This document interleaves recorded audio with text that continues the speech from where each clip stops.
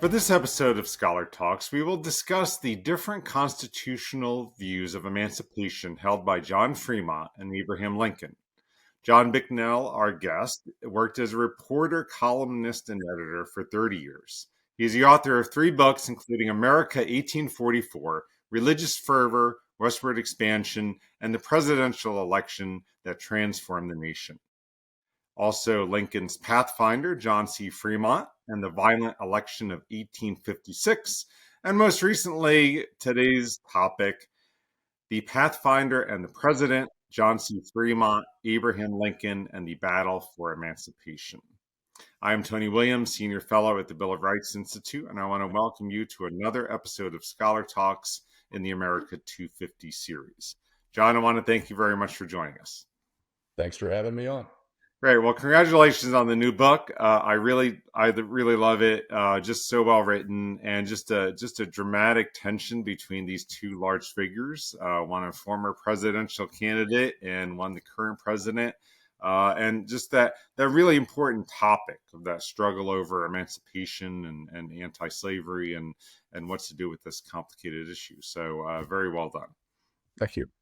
So jumping right in, John, can you provide us with a brief sketch of who John Frémont and Abraham Lincoln were before the Civil War, and also maybe their contending views of slavery? Sure. Well, Frémont, leading up to the Civil War, was one of the most famous men in the world. He had gained this fame through his Western exploration. He was known as the Pathfinder of the West. He wasn't really a pathfinder, but he was a path popularizer of paths that were already there.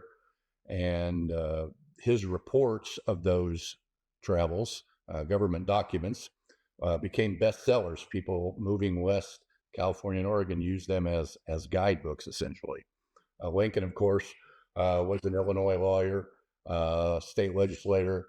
I think people are pretty familiar with who Abraham Lincoln is, but the difference between them is that Frémont was extremely famous and well known, and Lincoln was not. Mm-hmm. Yeah, a little ironic, right? And Frémont runs for president, right? And Lincoln is, in the Lincoln-Douglas debate, still a local politician, although gaining some national recognition. Right, and really the difference between them on slavery grew wider during the war. Through the 1850s, Frémont was not particularly active on this issue. He had been a senator from California for a few months. He was elected in 1850 as one of the first senators from California, but drew the short straw, so only served the brief term. And he voted to end the slave trade in the District of Columbia, for example, but not for abolition in the district. Lincoln was much more consistently anti-slavery, much more vocal, especially after the Kansas-Nebraska Act in 1854. He was known as a leader in the anti-slavery movement. Frémont was not particularly, even as the Republican presidential candidate in 1856. He supported the Republican platform, which called for no extension of slavery, but neither man was an abolitionist. Neither man called for interfering with slavery where it already existed. Okay, great. Yeah, and so my next question is, how did Frémont and Lincoln respond to that virtual civil war that's going to occur in Missouri at the start of the Civil War? Interestingly, close to the same, with a couple of key exceptions. Missouri was the one place where Lincoln, from the start, sort of supported a harder war anyway. Most of the rest of the country in South, even in some of the border states, Lincoln was much more conciliatory than he was in Missouri. And he gave Frémont more room than he gave others to fight a harder war, to go after guerrillas and that sort of thing. Now, the exception, of course, was Frémont's Emancipation Proclamation, which came at the end of August in 1861, which was immediately reversed by Lincoln, cheerfully, as Lincoln said, which kind of annoyed the abolitionists. Right, and I would love to dig around in that because it's a big part of your book. And so, can you explain Fremont's proclamation of emancipation and martial law, Lincoln's revocation of it, and the larger popular response to it, the larger public response? Sure. Fremont very quickly came to the conclusion, he'd been there little more than a month, that the situation in Missouri demanded radical action. That there was so much contention, it was going to be so difficult to pacify the state that he needed to take a big step. And he did this without consulting anyone. He didn't consult Lincoln. He didn't consult the governor, who was a unionist but pro-slavery.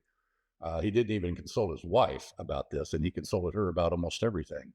And he issued the Emancipation Proclamation, as you say, along with a declaration of statewide martial law that would have allowed him to execute essentially anyone he thought deserved to be executed.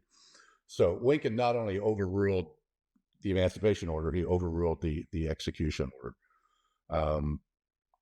What separated them was Fremont's insistence that emancipation was necessary, was a military necessity. If we were going to win the war, we had to cut the legs out from under the Confederacy, and that meant freeing the slaves because they were doing work that was supporting the Confederacy.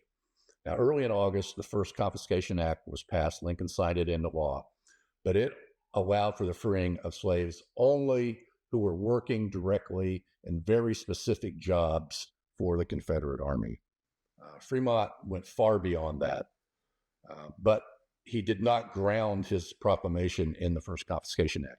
He cited the laws of war, military necessity. Lincoln, at this point, was not ready to take that step.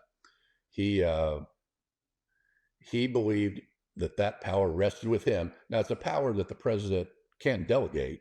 He delegates to soldiers the power to kill people, so he could delegate the power to free slaves, but he wanted to reserve that power. He didn't believe that step was necessary. He saw preserving the Union and freeing the slaves as separate acts.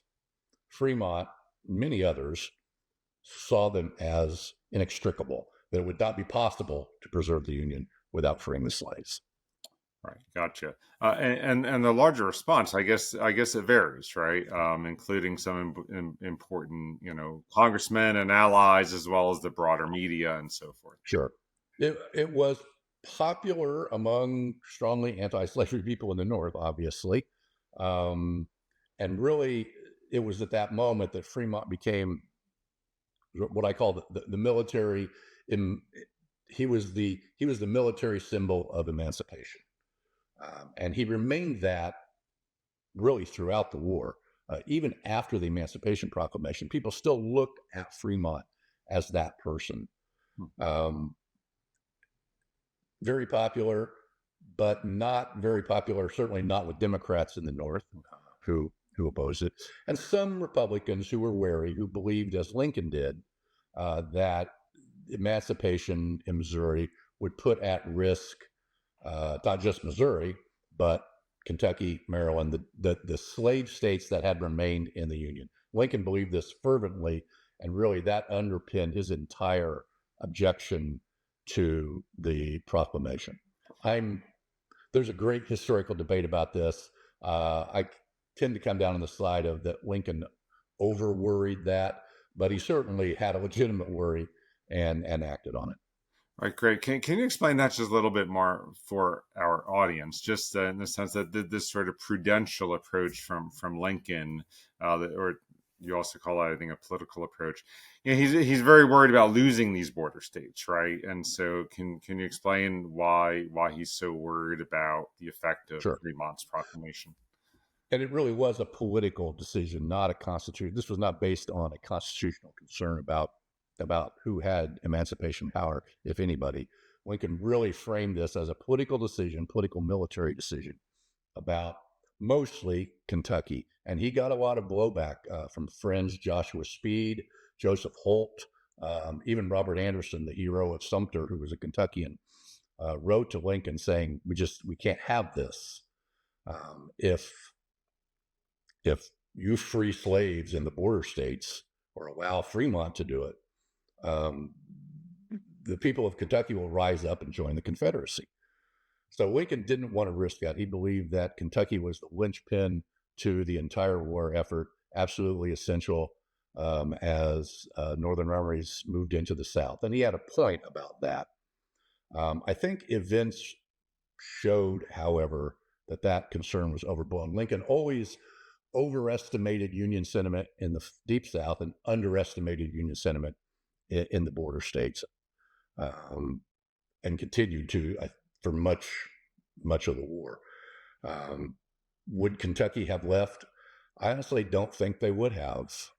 They'd have made a lot of noise, but the truth is, Lincoln started talking about emancipation just a few months after he overruled Fremont. He overruled Fremont in early September of 1861, and by December of 1861, he was lobbying members of Congress about a proposal he was going to make for gradual compensated emancipation. So you're talking about September, October, November, December, 3 months. So did the world change in those 3 months? There were no major battles, nothing big changed in the war. But by December, Lincoln was already talking to members of Congress about emancipation, and Kentucky did not leave the Union. And when he made the proposal in March, they didn't leave the Union. And when they abolished slavery in Washington, D.C. in April of 1862, Kentucky didn't leave the Union, and they didn't leave the Union when he issued the Emancipation Proclamation. I don't think they would have left in September of 1861 either.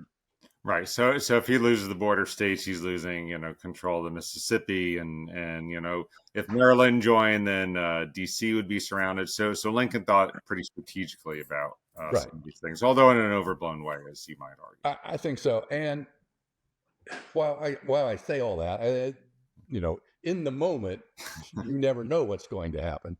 So Lincoln acted prudently as he saw the situation, and it worked out just fine for him. So everything was, okay. I just think that we ought to consider that other things might also have worked.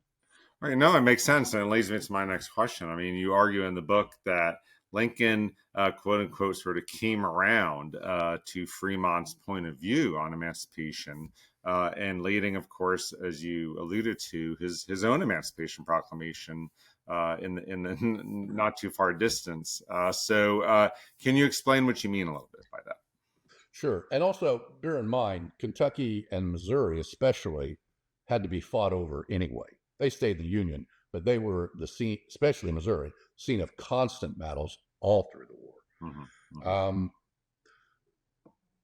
In March of 1862, Lincoln made his proposal to have essentially have the federal government subsidize emancipation for any state that would voluntarily do it. He called in Frank Blair, who was a great foil for Fremont in Missouri, who was the only Republican member of Congress from the border states. But he talked to the border state congressmen. They would have none of it. He moved on from that. It came up for a vote in Congress. Nobody would go for it. Mm-hmm. In July, McClellan sends this famous letter to Lincoln about, here's how you should run the war, and it doesn't have anything to do with emancipation.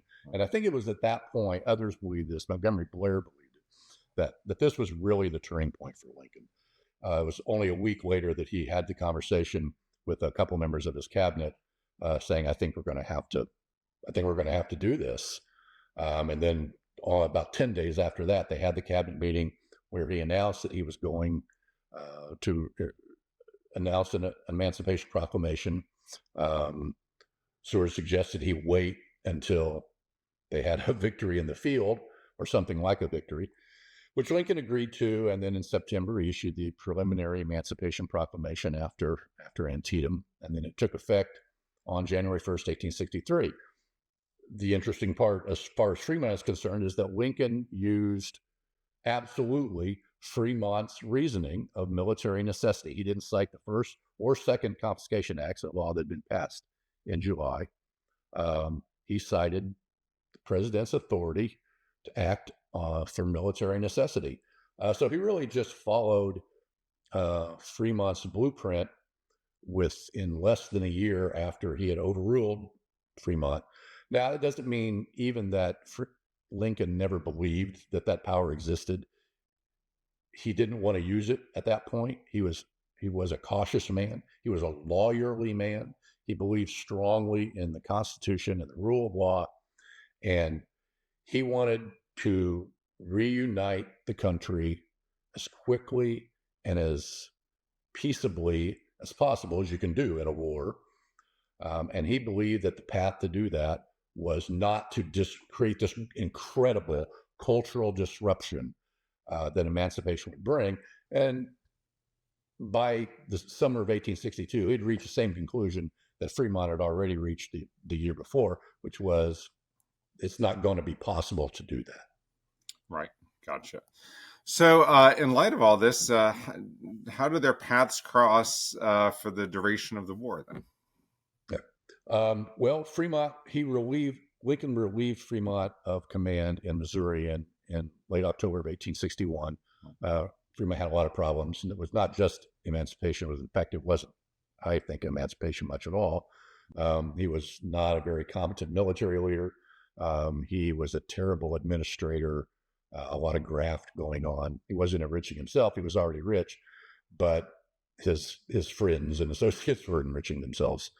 And he had this political problem with Frank Blair, who was a congressman from St. Louis, son of Francis Preston Blair, very powerful man in Washington, friend of Lincoln. Frank was also a friend and ally of Lincoln, really Lincoln's viceroy in Missouri. And when Frank Blair lost confidence in Fremont as a military leader, he told people about it, his brother, the president. And when Fremont found out that he had told them, he arrested him. Now, you're arresting the son of this very powerful man, this friend of Lincoln. It doesn't go over very well. That was really, to me, the end of Fremont. And it was only a month later or so that Fremont was relieved. Fremont's a very popular man with abolitionists, with anti-slavery people, and they pester Lincoln essentially into giving him another job, commander of the Mountain Department in Western Virginia in 1862. Another military folly. Fremont again doesn't do very well in the field, fails against Stonewall Jackson. No shame in that, really, but he still did. And then when Lincoln put John Pope in charge of the Army of Virginia and tried to consolidate the smaller armies under Pope, Fremont resigned. He left his command saying, I can't serve under Pope. Pope had been an insubordinate junior officer subordinate officer in Missouri. Fremont didn't like him very much. Jesse hated him. And Pope was junior to Fremont in the service. So Fremont said, I can't serve under Pope, and left. He didn't leave the army, but he resigned the command. So he goes home. There's talk all through the rest of 1862 and 1863 about giving Fremont another command, perhaps even putting him in charge of all black troops. Yeah, I know. It's kind of amazing, really. But it was a political situation, and Lincoln consistently returned to these political generals because he believed he needed them to maintain political support in Congress. There was talk of making Fremont military governor of North Carolina, a job for which he would have been incredibly ill-suited. None of that came to pass. And so in late 1863, the beginning of 1864, it becomes clear that Fremont's going to run for president. He's either going to challenge Lincoln for the Republican nomination, or failing that, he's going to run as a third-party candidate. He's very bitter about the way he sees he's been treated. Not as bitter as his wife, but he's pretty unhappy about it. And he has real policy differences with Lincoln. He thinks Lincoln has moved too slowly, even after the Emancipation Proclamation. But also, perhaps more importantly, in terms of the Republican nomination, Fremont and some of his supporters, including the famous abolitionist Wendell Phillips, believe Lincoln is not going to be hard enough on the South once victory is achieved. So Fremont becomes the nominee of something called the Radical Democracy, the Radical Democratic Party. It's kind of a ragtag group of abolitionists and German Americans. Fremont, very popular German Americans in the Midwest and Missouri. But the campaign amounts to almost nothing. Lincoln is in trouble politically. It looks like he's going to lose, but it looks like he's going to lose to McClellan, not to Fremont. The war's going badly. And then all of a sudden the war turns around. They capture Mobile. Sheridan has success in the Valley. And of course, Sherman captures Atlanta, which turns the whole notion of the war around toward a Northern victory. And Lincoln becomes popular again. And in the middle of September, Fremont withdraws from the race. He withdraws extremely ungracefully. He goes out saying terrible things about Lincoln. Some people think there was a deal made. If there was a deal made, Fremont didn't live up to it.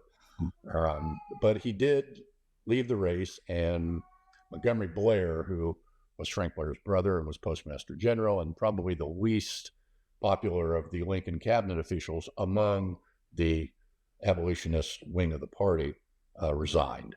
So Fremont came out looking kind of bad, but got Blair out of the cabinet anyway.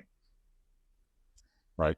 So final question, coming back to our original question. What were the different constitutional political views of John Fremont and Abraham Lincoln regarding emancipation? I think the different view was that Fremont got to military necessity a year sooner than Lincoln. They were both, sometimes people refer to Lincoln as a reluctant emancipator. I think I do once in the book, but I'm not sure that's really accurate. He wasn't reluctant to be an emancipator. He was prioritizing things as president, and emancipation came second. And for Fremont, he saw emancipation and union as inseparable. Others did. I mean, Charles Sumner, George Julian, a radical congressman from Indiana, many other people shared that view. It just took Lincoln more time to get there. And it may be just that because Fremont was exposed to the radical problem in Missouri up close, is how he got there faster. Because he really there was no indication that he believed that before. He had given a speech in May of 1861 while he was still in Europe,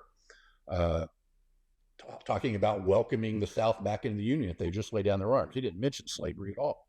So somewhere between May and August, Fremont evolved, as people say about Lincoln.